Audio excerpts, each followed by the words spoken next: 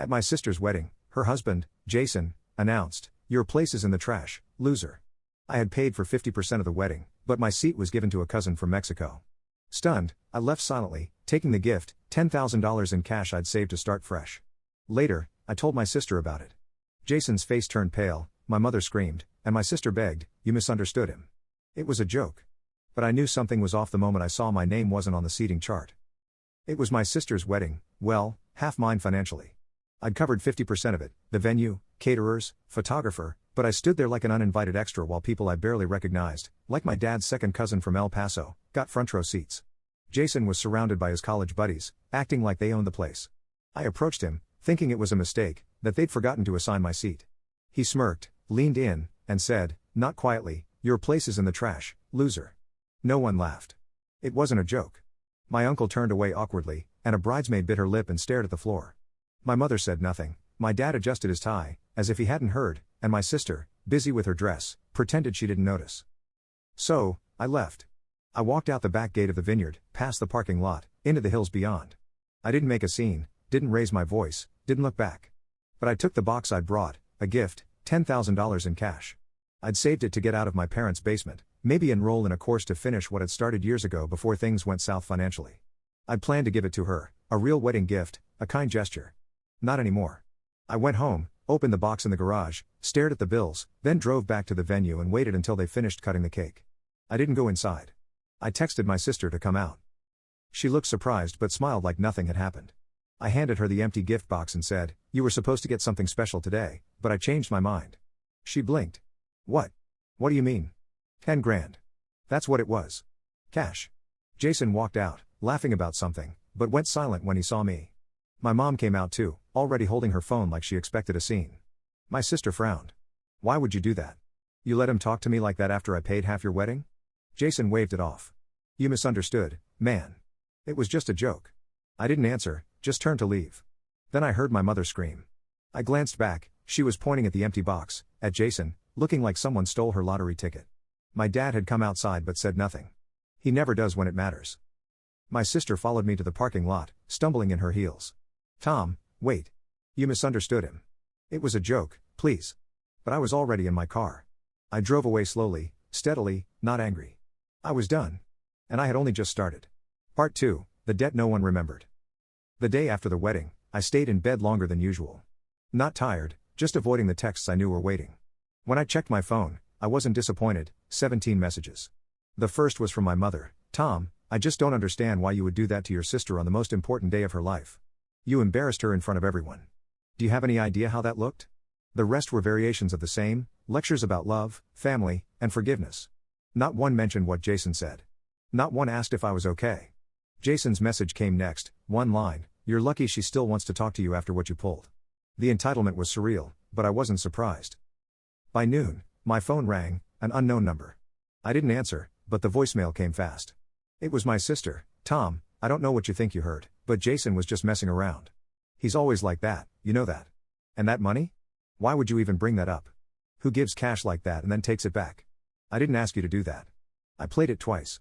Not once did she say sorry. So, I opened my laptop. I've always kept track of things. I learned the hard way that no one remembers what you did unless you show them. I had everything: invoices, email confirmations from the venue, payment breakdowns, even the wire transfer I sent to the florist when my sister couldn't get approved for the final deposit. Total cost of the wedding, $36,420. My contribution, $18,200. My parents, $12,000. My sister, $6,220. That's what her new life cost me, and she let her husband humiliate me like I was the help who overstayed. Then I remembered the car. 2 years ago, when she got laid off and couldn't make it to interviews, I gave her my old Civic and bought a used truck. I told her it was temporary. She said she'd pay me back once she got on her feet. That never happened. She drove it like it was hers, never thanked me after she got promoted last year. The title was still in my name, I checked. By 2 p.m., I called a towing company. The guy asked where the car was, what the situation was. I gave him my sister's apartment address, said I had the title and spare key. "You want it back at your place?" "No, I want it out of sight." "Just hold it. I'll pick it up later." Around 4 o'clock, my phone lit up with calls from my sister. I ignored them. By the 6th, she left a voicemail. "Tom, what the hell? Did you seriously tow my car? I was at the grocery store, Jason had to come get me. This isn't okay." You're acting crazy. You gave it to me, you can't just steal it back. I sat in silence, listening. She wasn't mad about what Jason said or the money. She was mad that something was taken from her. Then came Jason's text, "Dude, grow up. You're ruining her life over a joke. Don't ever contact us again if you can't act like an adult." That evening, my dad showed up unannounced, parked outside, and knocked. I saw him pacing through the window, like he didn't want to be there. I opened the door, said nothing. He walked in like it was still his house, looked around. "You need to bring that car back," he said. "She can Uber." He didn't like that, rubbed his jaw, gave me the look you give a dog that peed on the rug. "You gave it to her." "No, I loaned it." "There's a difference," he sighed, pointed to the coffee table where the wedding folder was open. "What's this supposed to be?" "It's what I paid, down to the last dollar." He flipped through it, didn't read, just stared like it was offensive. "You're punishing her for what Jason said?"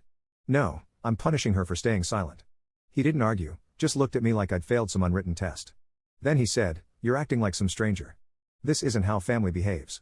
That made me laugh. When I dropped out of college after my financial aid got screwed, no one offered help, not even a couch.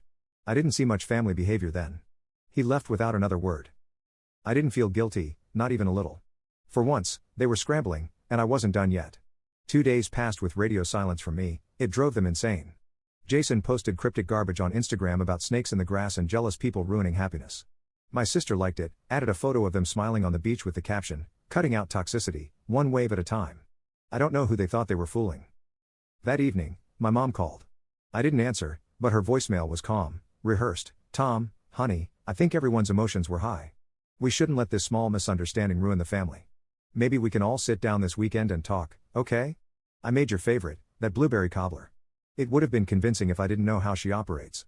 She wanted something. Then my sister texted, "No apology, just, can we please work this out before Jason's parents find out? They're asking questions." That made me laugh. They weren't sorry, they were embarrassed, worried about optics. The cash I didn't give was a hole in their budget, and they'd probably told Jason's parents it came from generous family support. It must be awkward when that support driver drives away with your car.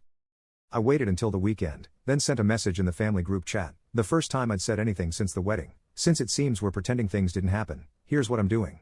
I've decided to recover the $8,000 that wasn't paid back from the wedding fund. As the car is legally mine, it covers that value. I'm selling it. If anyone has a problem, we can settle it in small claims court." They didn't expect me to go formal. My dad left the group chat. My mom didn't respond. My sister called within 10 seconds. I answered. "Tom, you can't be serious. That car's my only way to work. I already lost 2 shifts because of you. You can take the bus. You know how dangerous the bus is where I live. So get a lift. Jason's got that new job, right? He doesn't make that kind of money. You should have thought of that before spending 36 grand on a wedding." She went silent, then quietly said, "I didn't think you'd ever turn on me like this." I told her the truth. "When I couldn't make rent 3 years ago, you told me to get a second job. When I was selling my stuff on Craigslist to stay in school, you sent me memes about grinding harder. You turned on me a long time ago. I just never said it out loud." I hung up. The next morning, Jason showed up, banging on my door like a cop. I let him knock, then called the non-emergency line, reported a disturbance. The cop was polite, saw Jason yelling from the curb, and asked him to leave. No drama, just paperwork. I watched from the window as Jason slunk into his car like a sulking teenager. Later that week, I sold the Civic for $8,600, clean title, low miles. I used the cash to pay off my last credit card debt and buy a decent laptop to replace my dying one. My parents didn't speak to me after that. My mom tried once, messaging that I'd gone too far, but I ignored her. My dad, nothing, just silence, the most consistent thing he ever offered. I heard from a cousin that Jason and my sister started fighting over money. Her hours got cut at work, and Jason had put charges on a credit card they were trying to pay off before the honeymoon. And me? I was sleeping peacefully. But I wasn't finished. Revenge doesn't need yelling. Sometimes it's just being the one who stops playing along.